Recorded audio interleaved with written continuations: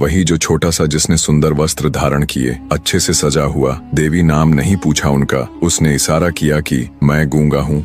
तो तुमको कैसे पता कि वो मेरा मालिक है? पत्नी बोली कि वो लिख के देकर गया है। कहाँ है, दिखाओ मुझे। जैसे ही पत्नी ने पर्चा दिया, अक्षर सभी अंतर्ध्यान हो चुके थे। देवी, यहाँ तो कुछ नहीं लिखा है। पत्नी ने भी देखा तो उसमें कुछ नहीं लिखा था। दोनों एक दूसरे को देखे कि आखिर हुआ क्या। तुम सच बताओ, वो दिखते कैसे थे? बोली, सांवला सा चेहरा, कमल नयन, पूरा बदन खुशबू से महक रहा और छोटा और प्यारा था। बहुत देर तक तो मैं उसके रूप का ही चिंतन करती रही। ब्राह्मण देव जो जो रूप का वर्णन सुने, त्यों त्यों उसके नेत्रों से आंसू गिरते जाए। उन्होंने तुरंत भागवत गीता को खोला और 10वें स्कंध के वेणु गीत के श्लोक को उद्धृत करना प्रारंभ किया और पत्नी से कहा कि मैं एक श्लोक की व्याख्या करूंगा, बताना ऐसा ही रूप था क्या?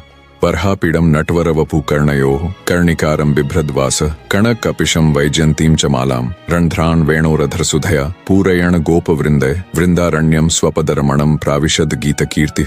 उन्होंने एक ही कान में कुंडल पहना था और एक ही कान में कन्नेर का पुष्प लगा था। ब्राह्मणी बोली, हाँ, एक कान में कन्नेर का पुष्प था, गले में 2 स्वर्ण की माला और एक वैजंती माला थी। हाँ, उनके गले में वैजंती माला थी। पीताम्बरी ऐसी चमक थी मानो सूर्य को भी लज्जा हो जाए। हाँ, बिल्कुल ऐसी ही थी। उनके नेत्रों को देख लगता था कि मानो हम इनके नेत्रों में कहीं खो न जाए। बोली, हाँ, ऐसा ही रूप था। ब्राह्मण देव चरणों में गिर गए। देवी, वो कोई और नहीं, साक्षात्कार योगेश्वर श्री कृष्ण आए थे। साक्षात्कार वृंदावन चंद्र श्री ठाकुर जी आए थे और वो तुमसे कह के गए कि मैंने बाल्यकाल से उनके घर के लिए पाठ किया, क्योंकि मैंने पाठ निष्काम भाव से किया। मैंने कोई कामना नहीं रखी। निष्काम भाव की सेवा ही ठाकुर जी को सर्वत्र प्रिय होती है। मेरे जीवन भर के पाठ का वो स्वयं मूल्य देने आए थे। जो जैसी मजदूरी करता है, भगवान उसे वैसी ही मजदूरी देते हैं। बस यही वो क्षण था। ब्राह्मण देव की पत्नी ने पूरा जीवन भगवान को सौंप दिया और उनकी शरण में चली गई।